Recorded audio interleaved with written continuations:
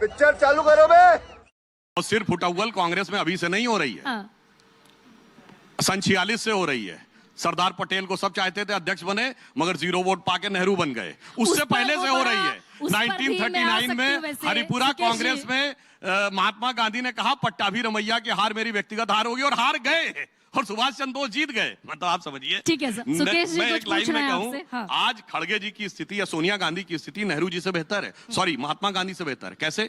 गांधी चाहते थे कि नेहरू का नाम रिकमेंड होके आए, पर एक भी प्रदेश कार्य समिति ने नेहरू का नाम रिकमेंड नहीं किया। यह बैठक हुई थी 26 अप्रैल 1946, जिसका उल्लेख कई लोगों ने अपनी किताब में किया। मौलाना आजाद ने अपनी किताब इंडिया विंस फ्रीडम में किया है, कृपलानी ने अपनी किताब माई डेज विद गांधी में किया है, और दुर्गादास ने अपनी किताब India from Curzon to Nehru and thereafter ने किया। मगर यहां सोनिया गांधी जी की इच्छा थी कि खड़गे जी बने, तो देखिए अगर शशि थरूर ने नामांकन किया था तो विड्रॉ कर लिया, दिग्विजय सिंह जी आगे बढ़े थे, विड्रॉ कर लिया। इसका मतलब गांधी जी से ज्यादा जो कंट्रोल गांधी जी का 46 में था कांग्रेस पे, उससे ज्यादा सोनिया गांधी का आज कंट्रोल है। खड़गे जी की स्थिति नेहरू से बेहतर है। सुकेश कुछ पूछ रहे हैं। सुकेश, बातचीत तो दिल्ली पे होनी थी लेकिन कहीं और चली गई है।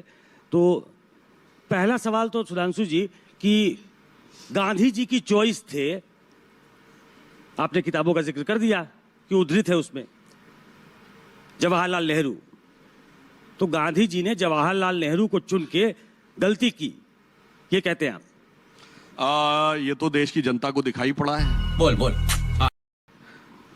क्योंकि आपको पता, बहुत से लोगों को पता नहीं है, नेहरू कब प्रधानमंत्री बने थे? 15 अगस्त 47 को नहीं बने थे, 2 सितंबर 1946 को बने थे, under cabinet mission plan, Lord Wavell के द्वारा शपथ लेकर, यूनियन जैक झंडे के नीचे, क्वीन की निष्ठा के नाम की शपथ लेकर अंतरिम सरकार के प्रधानमंत्री बने थे। और उनके प्रधानमंत्री रहते हुए भारत के विभाजन का प्रस्ताव जून 1947 में कांग्रेस की कार्य समिति में पारित हुआ।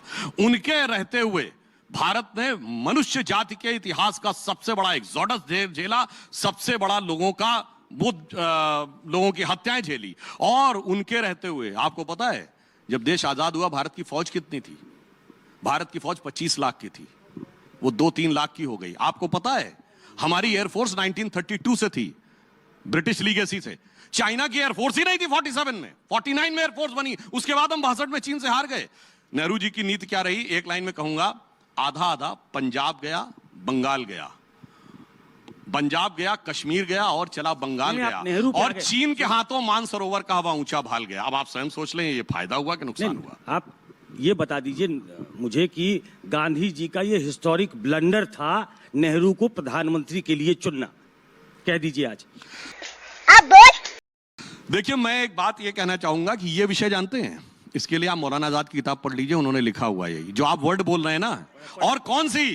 वो आखिरी के 40 पन्ने जो उन्होंने कहा था कि मौलाना आजाद की मृत्यु के 30 साल बाद रिलीज हो, जो 1987 में रिलीज हुए। मगर शायद पता नहीं होगा मौलाना आजाद को कि 30 साल बाद भी राजीव गांधी प्रधानमंत्री थे, इसलिए दबा दिए गए। वो 40 पन्ने पढ़ लीजिए सुकेश जी, आपकी बात का लगभग इन्हीं शब्दों में जवाब लिखा है। नहीं, वो किताब मैंने पढ़ी है, मैं हिस्ट्री का स्टूडेंट रहा हूं।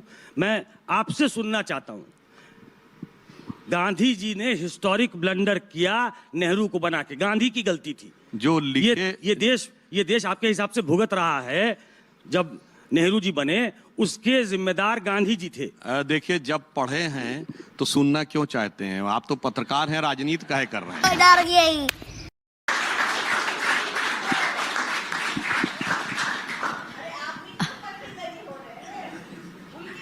अरे सुनिए, आप सुनिए, अब अगर खुल के बोलना है तो मैं बोल देता हूं। अप्रैल 55 में डॉक्टर अंबेडकर का इंटरव्यू है बीबीसी को, उनकी वॉइस में अवेलेबल है। गांधी जी के बारे में उनके कितने सुंदर विचार थे, उनकी वॉइस में सुन लीजिए। मेरे शब्दों क्या जरूरत? डॉक्टर अंबेडकर की वॉइस बोलिए ना सुधांशु जी, आपके शब्दों में सुनना चाहते हैं, जिसको इतने बड़े बड़े लोग बोल चुके हैं। नहीं, अंबेडकर, मौलाना आजाद सब सही है, आप बोलिए कि Gandhi ji did the biggest blunder in this country by appointing Jawaharlal Nehru as the Prime Minister. अब मैं कोट कर देता हूं, हम नहीं, सुनिए तो गांधी ने खुद कहा है। अब सुनिए, गांधी को कोट कर रहा हूं, बाकी तो छोड़ दीजिए। खलीकुज़्ज़मा बहुत बड़े लीडर हैं, उन्होंने अपनी किताब में लिखा। खलीकुज़्ज़मा का नाम सुना है आपने? कौन थे ये बहुत बड़े मुस्लिम लीडर थे, मिर्जापुर के थे। और नेहरू की ट्रिस्ट विद डेस्टिनी स्पीच के बाद अगली स्पीच इन्होंने दी। उन्होंने किताब पाथवे टू पाकिस्तान या कुछ इस ढंग से लिखा है, जिसमें उन्होंने कहा है कि गांधी ये कह रहे हैं कि मेरा बेटा, वो रामदास उनका नाम था, वही बेटे जिन्होंने उनको मुखाग्नि दी थी। अपनी शक्तियों का पूरा इस्तेमाल कर रहे हो। उन्होंने कहा देखो मेरा बेटा क्या लिख रहा है। ये खलीकुज़्ज़मा बकौल गांधी कोट कर रहे हैं कि आप जो हैं वो मतलब मेरे लिए कह रहा है, वो गांधी जी कह रहे हैं कि आप तो देश के लिए, हिंदू समाज के लिए अभिशाप होते जा रहे हैं। ये मेरा बेटा मेरे को कह रहा, मैं बताओ क्या बताऊं। अब तो मैंने गांधी कोट कर दिया, बहु को जरूरत है कुछ का? नहीं नहीं, आप नहीं बोल रहे हैं, चाहे कुछ भी हो जाए, मैं खुद नहीं बोलूंगा। अरे आप बोलिए तो सही।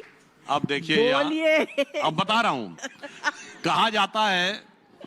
कहा जाता है कि जो व्यक्ति समझना चाहे उसे समझाया जा सकता है, जो जागना चाहे उसे जगाया जा सकता है, जो जगते हुए सोने का वो कर रहा है उसे नहीं जगाया जा सकता। इसलिए जो पत्नी गली होना चाहता है वो सुधांशु सुनिए होता है।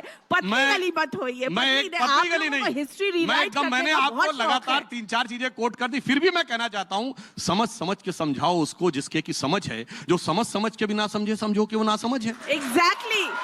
एग्जैक्टली सुधांशु जी, जो आप समझ रहे हैं वहां बैठ करके और उसके बाद भी ना समझी दिखा रहे हैं, हिस्ट्री की किताबें कोट कर रहे हैं। बोल दीजिए ना, बोलने में क्या जाता है, सिर्फ 2 लाइन बोलनी है नहीं, कि मैंने तो गांधी ने गलत किया।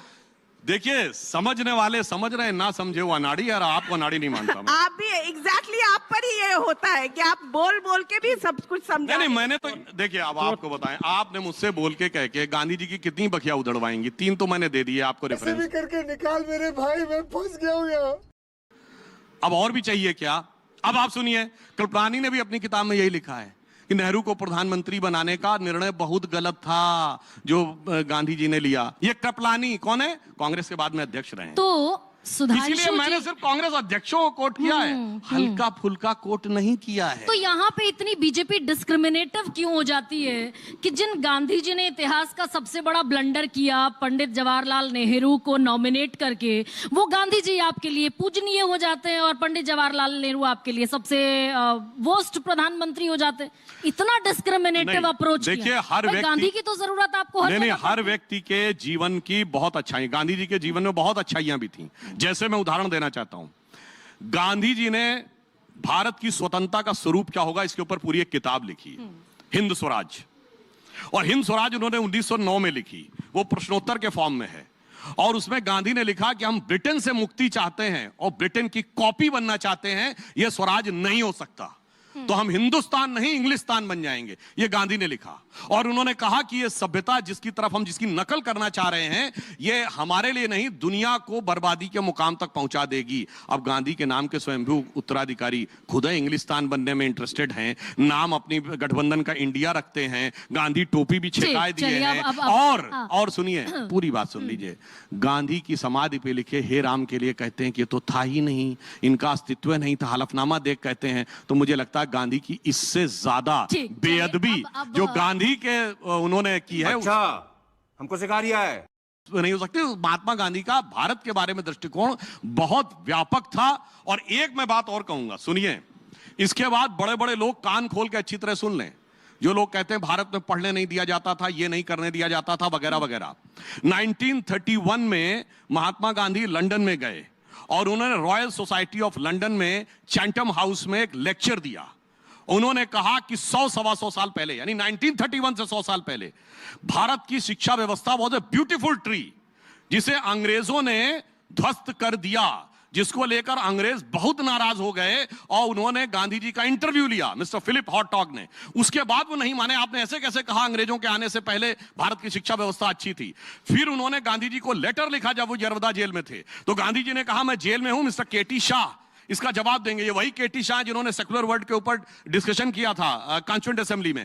और तब उन्होंने विलियम एडम्स की रिपोर्ट कोट की है, बंगाल प्रेसिडेंसी और टॉमस मुनरो की मद्रास प्रेसिडेंसी की, जिसमें 90 से 95% रेट ऑफ लिटरेसी है, जिसको गांधी ने कोट किया है। और गांधी के स्वयंभू उत्तराधिकारी कहते हैं कि पढ़ने नहीं दिया जाता था। उसमें जातिवार छात्रों का वर्णन है, जिसमें एक, मैंने चेंगलपुट की रिपोर्ट खुद देखी है, 3 अप्रैल 1823 की, जिसमें 6,800 कुछ छात्र हैं, 561 विलेजेस हैं, उसमें 4,900 वो हैं जिनको आज SC OBC सुधांशु जी, कहते हैं। आज सारे बच्चे गूगल करेंगे देखिए, आपका। विलियम एडम्स की रिपोर्ट और थॉमस मुनरो की रिपोर्ट 1939 में कलकत्ता यूनिवर्सिटी ने रिपब्लिश की। आज सारे बच्चे गूगल करेंगे जितने फैक्ट्स आपने बताए, लेकिन और हाँ। वैसे ये इसी नाम पे बहुत बड़े गांधीयन हुए हैं, धर्मपाल।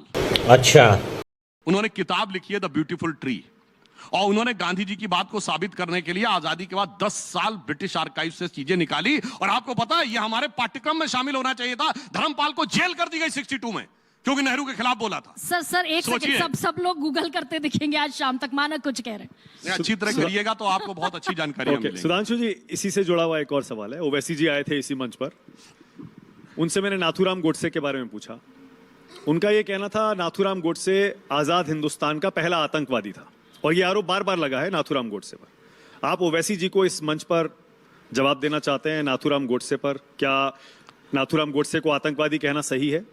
जो लोग अफजल गुरु को आतंकवादी नहीं मानते, जाकिर नायक को शांति का मसीहा मानते हैं, ओसामा को जी मानते हैं, हाफिज को साहब मानते हैं, इशरत जहां को बेटी मानते हैं, भारत तेरे टुकड़े होंगे उसको भटके हुए नौजवान मांगते हैं, वो आके यहाँ भाषण करें तो लगता है कि चेहरा दिखाने का कुछ और है। मतलब आप अंदर से कुछ और बाहर से कुछ और नजर आते हैं। बाखुदा शक्ल से आगे आप लोग खुद समझ पाए।